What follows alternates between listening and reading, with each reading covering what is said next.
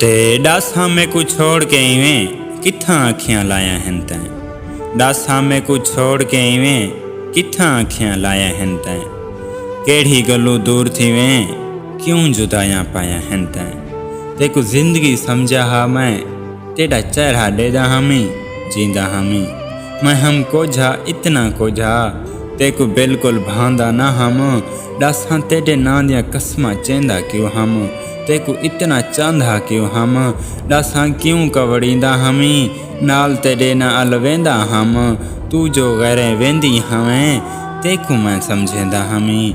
मेरी ना कोई सुनदी हमें तो हूँ तो झेड़ा लेंदा हमी। डासा जिंदा कोई न होवे डासा ओवल किवें जीवे।